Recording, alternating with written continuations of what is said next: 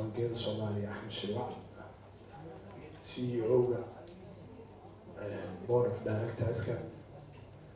agaasimaha bankiga horumarinta iyo dib u dhiska Soomaaliya mudane aadan roble qubarada dhanka maaliyadda ka socdo qubarada haweenka ardayda jaamacadaha dadka ka qayb galayo doodaha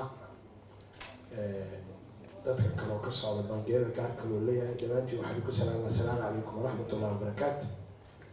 marka koowaad waxaan rabaa inaan kaga mahadnaqo kasoo qaybgalkii aan kasoo qayb gasheen shalay iyo maanta shirweynaha bangiyada iyo maaliyadda Soomaaliya oo sanadkiiba mar la qabto waa madal loogu talagalay in lagu wadaago afkaarta iyo doodaha ka jira suuqa maaliyadda Soomaaliya iyo culaysyada ka jira iyo sidii loogu gudbi lahaa shalay oo madaxweynaha jamhuuriyadda federaalka Soomaaliya noo furay Dr. Xasan Sheekh Maxamuud waxaa yeelay hadallo khudbado iyo banalo maanta waxaan jiri doonaa laba banal oo muhiim ah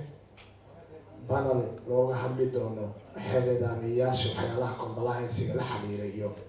culaysyada bangiyada ka haysta inay la macaamilaan bangiyada adduunka banalka kalena waxaa looga hadli doonaa habkii maalgelin loogu heli lahaa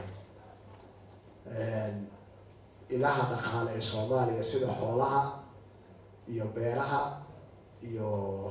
badda iyo financial serviceska waxaana loo soo xiri doonaa wasaarka ku-xigeenka wasiirka waxbarashada iyo wasiirka maaliyadda